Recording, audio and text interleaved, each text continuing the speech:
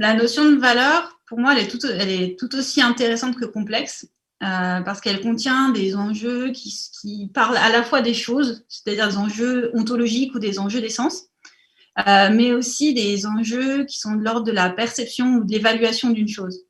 Et c'est ce que j'aime dans cette notion de valeur, c'est qu'on parle de ces deux choses. Et il y a aussi quelque chose qui est de l'ordre de la mesure ou de la morale. Et il y a une complexité dans cette notion. La question des valeurs dans le champ de l'art contemporain, la première valeur que je vois, c'est celle de la liberté de création, de l'autonomie de l'œuvre d'art. Pour autant, quand je regarde une œuvre, je ne peux pas me débarrasser de mon système de perception ou de mon système de valeurs personnelles qui est très, très influencé par la valeur écologique ou la valeur écosophique que je vais utiliser pour regarder cette œuvre. Et cet autre système de valeurs qui vient se superposer, c'est un système dans lequel je vais regarder une œuvre à travers des enjeux d'énergie, de matériaux, d'équipements qui ont été mobilisés pour produire cette œuvre, ou même des valeurs morales ou des valeurs sociales. Et par exemple, je vais me poser la question de quel est son impact, l'impact de la production de cette œuvre-là sur l'environnement, sur la société. Donc, pour résumer, mon système de valeurs additionne une valeur artistique à une valeur de responsabilité. Et cette valeur de responsabilité, c'est quelle est la valeur carbone ou quelle est la valeur sociale d'une œuvre.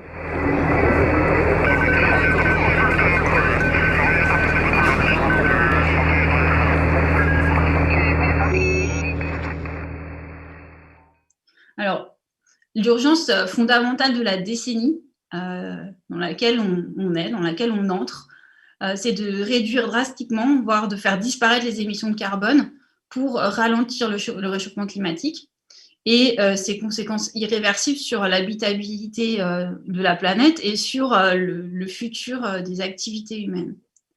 Pour autant, il faut continuer à défendre et protéger l'art et la création, qui sont des activités humaines fragiles, au même titre que la nature et le vivant sont fragiles et qu'il faut également les protéger. Donc la question est vraiment complexe et c'est une question que je me pose vraiment quotidiennement.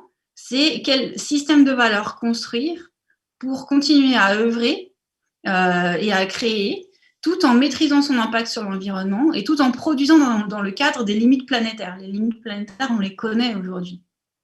On sait que pour un Français, il faudrait ne pas consommer plus de 2 tonnes de gaz à effet de serre par an. Aujourd'hui, on en consomme 12. Donc, la réduction, elle est drastique et ces limites planétaires, elles sont très réduites. Et c'est dans ce cadre-là qu'il va falloir œuvrer.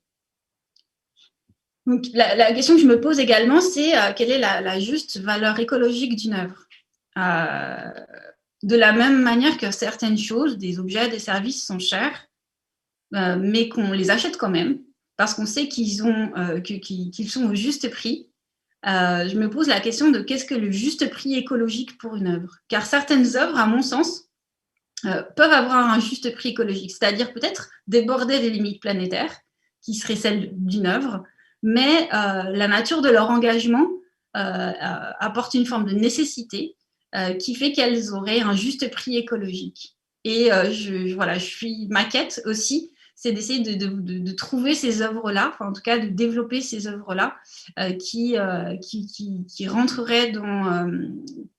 qui pourraient excéder le cadre des limites planétaires, mais qui seraient quand même au juste prix écologique. Et une autre question que le système de valeurs, que les questions de valeur soulève constamment pour moi, c'est la question du public. Et si on regarde les œuvres du point de vue du public, en particulier des jeunes, la question de la valeur écologique d'une œuvre va progressivement, à mon sens, dominer tous les systèmes de valeurs. Et je ne suis pas sûre que les publics de demain pourront toujours apprécier des œuvres dont la création a engendré des déchets ou de la destruction de ressources. Et la question de l'évaluation pour cette génération est très, très importante, et notamment l'évaluation de l'impact social et écologique est tellement importante qu'à mon sens, même les objets culturels et les objets artistiques ne pourront pas y échapper. Et, et pour conclure sur ce point, pour moi, les valeurs du futur, elles se situent quelque part entre adaptation et la radicalité du renoncement.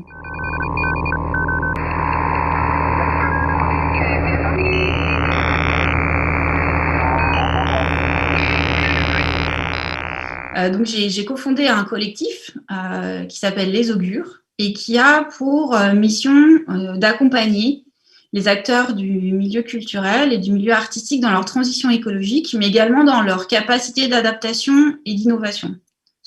Pour nous, toutes ces choses-là fonctionnent ensemble.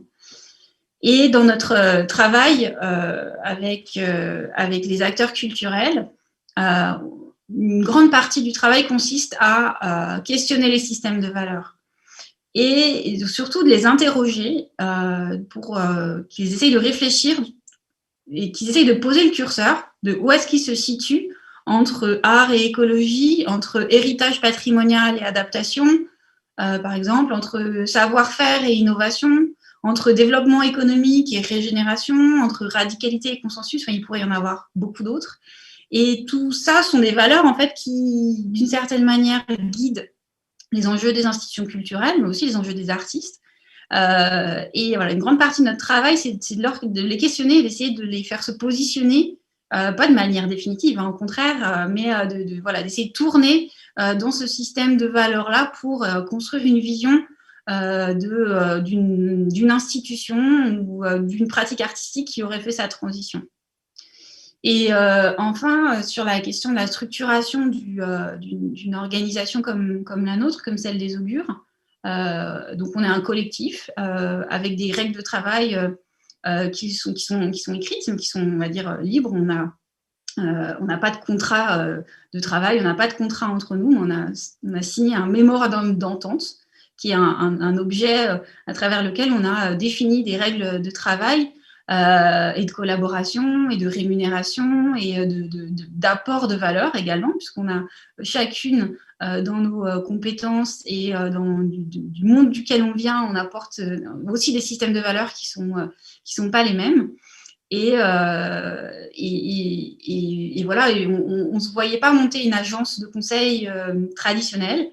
Et on s'est vu donc sous la forme de ce collectif avec une géométrie qui pourra être variable aussi dans le futur, et un outil associatif donc il y a un véhicule d'intérêt général pour porter des initiatives dans le champ de la culture et des initiatives pour voilà, construire aussi ce système de valeurs dans le milieu de l'art en construisant des outils pour accompagner les acteurs culturels dans leur transition de manière très pratique à travers de la mesure, de l'évaluation, du questionnement, etc.